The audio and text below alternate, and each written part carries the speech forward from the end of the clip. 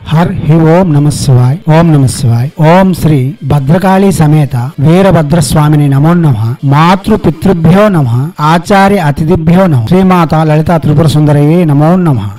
శివశక్తి స్వరూపులారా, మనం చాలా మంత్రయోగాలు తంత్రయోగాలు చెప్పుకుంటూ వస్తున్నాం. దశమహావిద్యాది దేవతల యొక్క సర్వమంత్రములు ఇప్పటికే అందించి ఉన్నాం. దశమహావిద్యాది దేవతలలో ప్రముఖ దేవత శ్రీ బగలాముఖి దేవి. ఈ బగలాముఖి దేవి నాలికను లాగి ఒక చేతితో గదా ధరించిన రూపముతో మనకు దర్శనమిస్తుంది. ఇప్పటికే బగలాముఖి యొక్క చాలా మంత్రములు అందించి ఉన్నాం. ఇప్పుడు కూడా బగలాముఖి యొక్క ముఖ్య బీజ మంత్రము హ్రీం మంత్రమును మీకు అందించేందుకు రత్నశ్రీ హిందూ సేవా సమాజ్ మీ ముందుకు వస్తుంది. వైశాఖ శుక్లపక్ష అష్టమి శ్రీ బగలాముఖి యొక్క జయంతి. శ్రీ బగలాముఖి యొక్క జయంతి సందర్భంగా ఈ మంత్రము రత్నశ్రీ మీకు అందిస్తూ వస్తుంది. సంస్కృతంలో బగల అంటే కళ్యము. కళ్యము అనగా అదుపు చేయనది. హార్స్ పవర్ అంటే గుర్రము. దేనికి చిన్నము? కామము, క్రోధము, వేగము, యుద్ధమునకు పోవడం అంటే సమస్యల్లోనికి వెళ్ళడం, ఇవన్నిటికీ చిన్నమే గుర్రం. దానిని అదుపు చేసేది అంటే పరుగుల ప్రపంచంలో శాంతిని ప్రసాదించేది. కామ ప్రేరేపితమునకు గుర్రమే చిన్నము. కామ ప్రేరేపణలకు కళ్యం వేసేది,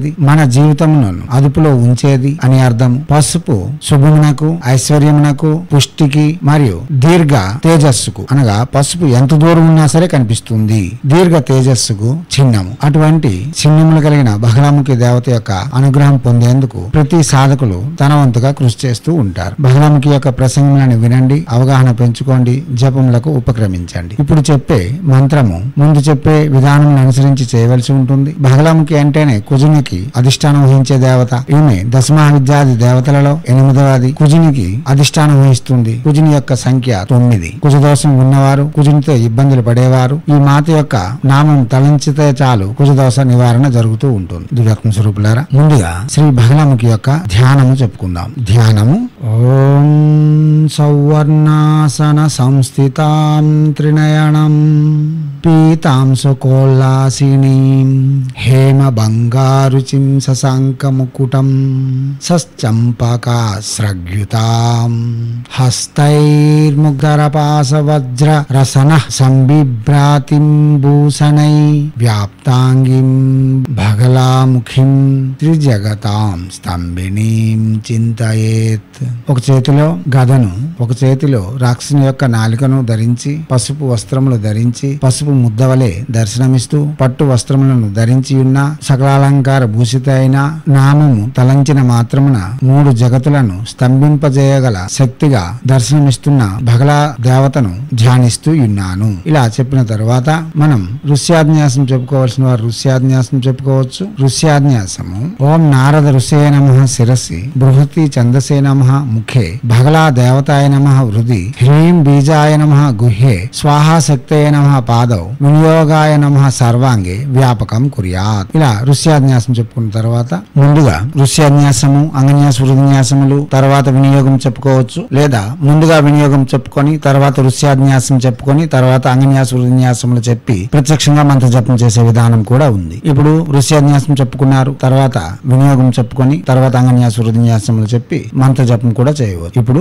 వినియోగము ఓం అస్య శ్రీ బగలాముఖి మంత్రస్య నారద ఋషి బృహతి ఛందః బగలాముఖి దేవత హ్రీం బీజం స్వాహా శక్తి బగలాముఖి కీలకం శ్రీ బగలాముఖి ప్రీత్యర్థం జపే వినియోగ.